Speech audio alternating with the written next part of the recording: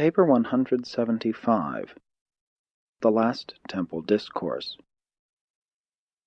Shortly after 2 o'clock on this Tuesday afternoon, Jesus, accompanied by 11 apostles, Joseph of Arimathea, the 30 Greeks, and certain other disciples, arrived at the temple and began the delivery of his last address in the courts of the sacred edifice. This discourse was intended to be his last appeal to the Jewish people, and the final indictment of his vehement enemies and would-be destroyers, the scribes, Pharisees, Sadducees, and the chief rulers of Israel. Throughout the forenoon the various groups had had an opportunity to question Jesus. This afternoon no one asked him a question. As the Master began to speak, the temple court was quiet and orderly. The money-changers and the merchandisers had not dared again to enter the temple, since Jesus and the aroused multitude had driven them out the previous day. Before beginning the discourse, Jesus tenderly looked down upon this audience, which was so soon to hear his farewell public address of mercy to mankind, coupled with his last denunciation of the false teachers and the bigoted rulers of the Jews. 1. The Discourse. This long time have I been with you, going up and down in the land proclaiming the Father's love for the children of men, and many have seen the light and, by faith, have entered into the kingdom of heaven. In connection with this teaching and preaching, the Father has done many wonderful works, even to the resurrection of the dead. Many sick and afflicted have been made whole because they believed. But all of this proclamation of truth and healing of disease has not opened the eyes of those who refuse to see light, those who are determined to reject this gospel of the kingdom. In every manner consistent with doing my Father's will, I and my apostles have done our utmost to live in peace with our brethren, to conform with the reasonable requirements of the laws of Moses and the traditions of Israel. We have persistently sought peace, but the leaders of Israel will not have it. By rejecting the truth of God and the light of heaven, they are aligning themselves on the side of error and darkness. There cannot be peace between light and darkness, between life and death, between truth and error. Many of you have dared to believe my teachings, and have already entered into the joy and liberty of the consciousness of sonship with God. And you will bear me witness that I have offered this same sonship with God to all the Jewish nation, even to these very men who now seek my destruction. And even now would my Father receive these blinded teachers and these hypocritical leaders, if they would only turn to him and accept his mercy. Even now it is not too late for this people to receive the word of heaven and to welcome the Son of Man. My Father has long dealt in mercy with this people. Generation after generation have we sent our prophets to teach and warn them, and generation after generation have they killed these heaven-sent teachers. And now do your willful high priests and stubborn rulers go right on doing this same thing. As Herod brought about the death of John, you likewise now make ready to destroy the Son of Man. As long as there is a chance that the Jews will turn to my Father and seek salvation, the God of Abraham, Isaac, and Jacob will keep his hands of mercy outstretched toward you. But when you have once filled up your cup of impenitence, and when once you have finally rejected my Father's mercy, this nation will be left to its own counsels, and it shall speedily come to an inglorious end. This people was called to become the light of the world, to show forth the spiritual glory of a God-knowing race, but you have so far departed from the fulfillment of your divine privileges that your leaders are about to commit the supreme folly of all the ages, and that they are on the verge of finally rejecting the gift of God to all men and for all ages, the revelation of the love of the Father in heaven for all his creatures on earth. And when you do once reject this revelation of God to man, the kingdom of heaven shall be given to other peoples, to those who will receive it with joy and gladness. In the name of the Father who sent me, I solemnly warn you that you are about to lose your position in the world as the standard-bearers of eternal truth and the custodians of the divine law. I am just now offering you your last chance to come forward and repent, to signify your intention to seek God with all your hearts, and to enter, like little children, and by sincere faith, into the security and salvation of the kingdom of heaven. My Father has long worked for your salvation, and I came down to live among you and personally show you the way. Many of both the Jews and the Samaritans and even the Gentiles have believed the gospel of the kingdom, But those who should be first to come forward and accept the light of heaven have steadfastly refused to believe the revelation of the truth of God, God revealed in man, and man uplifted to God. This afternoon my apostles stand here before you in silence, but you shall soon hear their voices ringing out with the call to salvation, and with the urge to unite with the heavenly kingdom as the sons of the living God. And now I call to witness these my disciples and believers in the gospel of the kingdom, as well as the unseen messengers by their sides, that I have once more offered Israel and her rulers deliverance and salvation. But you all behold how the Father's mercy is slighted, and how the messengers of truth are rejected. Nevertheless, I admonish you that these scribes and Pharisees still sit in Moses' seat, and therefore, until the Most Highs who rule in the kingdoms of men shall finally overthrow this nation and destroy the place of these rulers, I bid you cooperate with these elders in Israel. You are not required to unite with them in their plans to destroy the Son of Man, but in everything related to the peace of Israel, you are to be subject to them. In all these matters, do whatsoever they bid you, and observe the essentials of the law, but do not pattern after their evil works. Remember, this is the sin of these rulers. They say that which is good, but they do it not. You well know how these leaders bind heavy burdens on your shoulders, burdens grievous to bear, and that they will not lift as much as one finger to help you bear these weighty burdens. They have oppressed you with ceremonies, and enslaved you by traditions. Furthermore, these self-centered rulers delight in doing their good works so that they will be seen by men. They make broad their phylacteries and enlarge the borders of their official robes. They crave the chief places at the feasts and demand the chief seats in the synagogues. They covet laudatory salutations in the marketplaces and desire to be called rabbi by all men. And even while they seek all this honor from men, they secretly lay hold of widows' houses and take profit from the services of the sacred temple. For a pretense, these hypocrites make long prayers in public and give alms to attract the notice of their fellows. While you should honor your rulers and reverence your teachers, you should call no man father in the spiritual sense, for there is one who is your Father, even God. Neither should you seek to lord it over your brethren in the kingdom. Remember, I have taught you that he who would be greatest among you should become the server of all. If you presume to exalt yourselves before God, you will certainly be humbled. But whoso truly humbles himself will surely be exalted. Seek in your daily lives not self-glorification, but the glory of God. Intelligently subordinate your own wills to the will of the Father in heaven. Mistake not my words. I bear no malice toward these chief priests and rulers who even now seek my destruction. I have no ill will for these scribes and Pharisees who reject my teachings. I know that many of you believe in secret, and I know you will openly profess your allegiance to the kingdom when my hour comes. But how will your rabbis justify themselves, since they profess to talk with God, and then presume to reject and destroy him who comes to reveal the Father to the worlds? Woe upon you, scribes and Pharisees, hypocrites! You would shut the doors of the kingdom of heaven against sincere men because they happen to be unlearned in the ways of your teaching. You refuse to enter the kingdom, and at the same time do everything within your power to prevent all others from entering. You stand with your backs to the doors of salvation, and fight with all who would enter therein. Woe upon you, scribes and Pharisees, hypocrites that you are! For you do indeed encompass land and sea to make one proselyte, and when you have succeeded, you are not content until you have made him twofold worse than he was as a child of the heathen.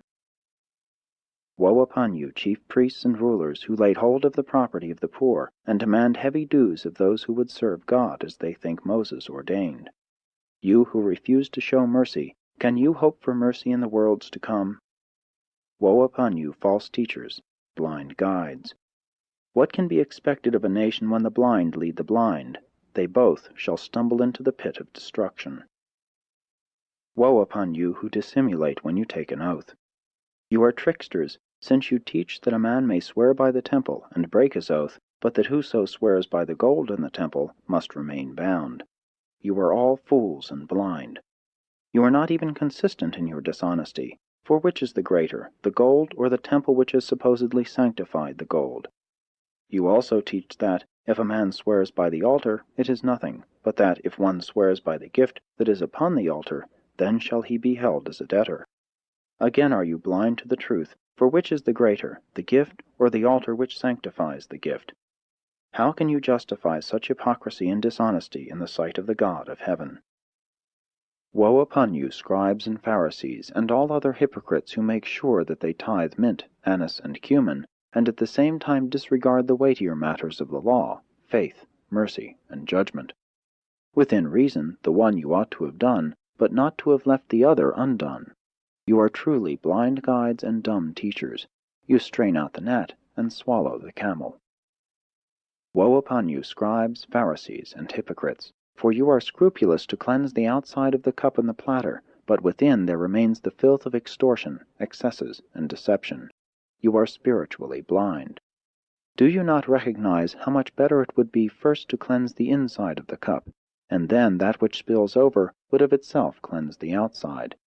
You wicked reprobates, you make the outward performances of your religion to conform with the letter of your interpretation of Moses' law, while your souls are steeped in iniquity and filled with murder. Woe upon all of you who reject truth and spurn mercy. Many of you are like whited sepulchres, which outwardly appear beautiful, but within are full of dead men's bones and all sorts of uncleanness. Even so do you who knowingly reject the counsel of God appear outwardly to men as holy and righteous, but inwardly your hearts are filled with hypocrisy and iniquity. Woe upon you, false guides of a nation! Over yonder have you built a monument to the martyred prophets of old, while you plot to destroy him of whom they spoke. You garnish the tombs of the righteous, and flatter yourselves that, had you lived in the days of your fathers, you would not have killed the prophets. And then in the face of such self-righteous thinking, you make ready to slay him of whom the prophets spoke, the Son of Man. Inasmuch as you do these things, are you witness to yourselves that you are the wicked sons of them who slew the prophets? Go on, then, and fill up the cup of your condemnation to the full. Woe upon you, children of evil! John did truly call you the offspring of vipers, and I ask, how can you escape the judgment that John pronounced upon you? But even now I offer you in my Father's name mercy and forgiveness. Even now I proffer the loving hand of eternal fellowship. My Father has sent you the wise men and the prophets. Some you have persecuted, and others you have killed. Then appeared John proclaiming the coming of the Son of Man, and him you destroyed after many had believed his teaching. And now you make ready to shed more innocent blood. Do you not comprehend that a terrible day of reckoning will come, when the Judge of all the earth shall require of this people an accounting for the way they have rejected, persecuted, and destroyed these messengers of heaven? Do you not understand that you must account for all of this righteous blood, from the first prophet killed down to the times of Zechariah, who was slain between the sanctuary and the altar? And if you go on in your evil ways, this accounting may be required of this very generation. O Jerusalem and the children of Abraham, you who have stoned the prophets and killed the teachers that were sent to you, even now would I gather your children together as a hen gathers her chickens under her wings, but you will not. And now I take leave of you. You have heard my message and have made your decision. Those who have believed my gospel are even now safe within the kingdom of God. To you who have chosen to reject the gift of God, I say that you will no more see me teaching in the temple. My work for you is done. Behold, I now go forth with my children, and your house is left to you desolate. And then the Master beckoned his followers to depart from the temple. 2. Status of individual Jews. The fact that the spiritual leaders and the religious teachers of the Jewish nation one time rejected the teachings of Jesus and conspired to bring about his cruel death does not in any manner affect the status of any individual Jew in his standing before God. And it should not cause those who profess to be followers of the Christ to be prejudiced against the Jew as a fellow mortal. The Jews as a nation, as a socio-political group, paid in full the terrible price of rejecting the Prince of Peace. Long since they ceased to be the spiritual torchbearers of divine truth to the races of mankind, but this constitutes no valid reason why the individual descendants of these long-ago Jews should be made to suffer the persecutions which had been visited upon them by intolerant, unworthy, and bigoted professed followers of Jesus of Nazareth, who was, himself, a Jew by natural birth.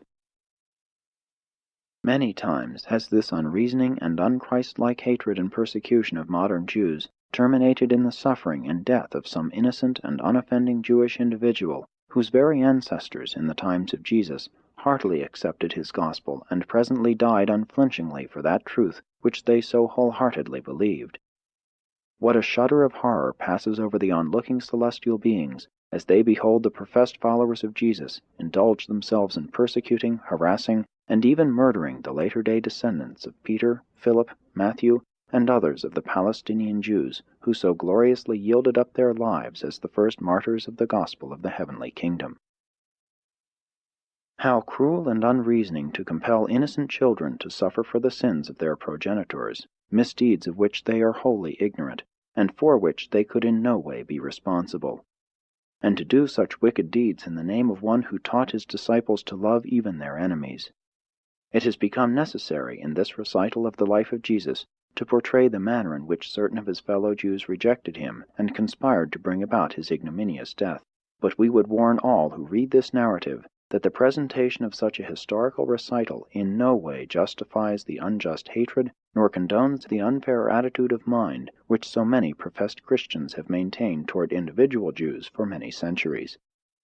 Kingdom believers, those who follow the teachings of Jesus, must cease to mistreat the individual Jew as one who is guilty of the rejection and crucifixion of Jesus. The Father and his Creator Son have never ceased to love the Jews. God is no respecter of persons, and salvation is for the Jew as well as for the Gentile. 3. The fateful Sanhedrin meeting.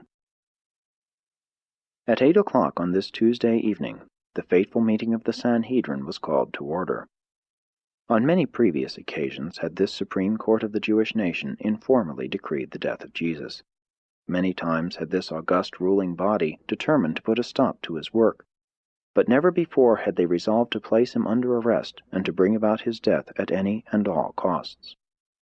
It was just before midnight on this Tuesday, April 4, A.D. 30, that the Sanhedrin, as then constituted, officially and unanimously voted to impose the death sentence upon both Jesus and Lazarus. This was the answer to the Master's last appeal to the rulers of the Jews, which he had made in the temple only a few hours before, and it represented their reaction of bitter resentment toward Jesus' last and vigorous indictment of these same chief priests and impenitent Sadducees and Pharisees. The passing of death sentence, even before his trial, upon the Son of God was the Sanhedrin's reply to the last offer of heavenly mercy ever to be extended to the Jewish nation as such. From this time on, the Jews were left to finish their brief and short lease of national life, wholly in accordance with their purely human status among the nations of Urantia. Israel had repudiated the Son of the God who made a covenant with Abraham, and the plan to make the children of Abraham the light-bearers of truth to the world had been shattered. The divine covenant had been abrogated, and the end of the Hebrew nation drew on apace. The officers of the Sanhedrin were given the orders for Jesus' arrest early the next morning, but with instructions that he must not be apprehended in public. They were told to plan to take him in secret, preferably suddenly and at night. Understanding that he might not return that day, Wednesday, to teach in the temple, they instructed these officers of the Sanhedrin to bring him before the high Jewish court sometime before midnight on Thursday. 4. The situation in Jerusalem. At the conclusion of Jesus' last discourse in the temple, the apostles once more were left in confusion and consternation. Before the Master began his terrible denunciation of the Jewish rulers, Judas had returned to the temple, so that all 12 heard this latter half of Jesus' last discourse in the temple. It is unfortunate that Judas Iscariot could not have heard the first and mercy-proffering half of this farewell address. He did not hear this last offer of mercy to the Jewish rulers because he was still in conference with a certain group of Sadducean relatives and friends with whom he had lunched, and with whom he was conferring as to the most fitting manner of dissociating himself from Jesus and his fellow apostles. It was while listening to the Master's final indictment of the Jewish leaders and rulers that Judas finally and fully made up his mind to forsake the gospel movement and wash his hands of the whole enterprise. Nevertheless, he left the temple in company with the 12, went with them to Mount Olivet, where, with his fellow apostles, he listened to that fateful discourse on the destruction of Jerusalem and the end of the Jewish nation, and remained with them that Tuesday night at the new camp near Gethsemane. The multitude who heard Jesus swing from his merciful appeal to the Jewish leaders into that sudden and scathing rebuke which bordered on ruthless denunciation were stunned and bewildered. That night, while the Sanhedrin sat in death judgment upon Jesus, and while the Master sat with his apostles and certain of his disciples out on the Mount of Olives, foretelling the death of the Jewish nation, all Jerusalem was given over to the serious and suppressed discussion of just one question: what will they do with Jesus? At the home of Nicodemus, more than 30 prominent Jews who were secret believers in the kingdom met and debated what course they would pursue in case an open break with the Sanhedrin should come. All present agreed that they would make open acknowledgment of their allegiance to the Master in the very hour they should hear of his arrest, and that is just what they did. The Sadducees, who now controlled and dominated the Sanhedrin, were desirous of making away with Jesus for the following reasons. 1. They feared that the increased popular favor with which the multitude regarded him threatened to endanger the existence of the Jewish nation by possible involvement with the Roman authorities. 2. His zeal for temple reform struck directly at their revenues. The cleansing of the temple affected their pocketbooks. 3. They felt themselves responsible for the preservation of social order, and they feared the consequences of the further spread of Jesus' strange and new doctrine of the brotherhood of man. The Pharisees had different motives for wanting to see Jesus put to death. They feared him because 1. He was arrayed in telling opposition to their traditional hold upon the people. The Pharisees were ultra-conservative, and they bitterly resented these supposedly radical attacks upon their vested prestige as religious teachers. 2. They held that Jesus was a lawbreaker, that he had shown utter disregard for the Sabbath and numerous other legal and ceremonial requirements. 3. They charged him with blasphemy because he alluded to God as his Father. 4.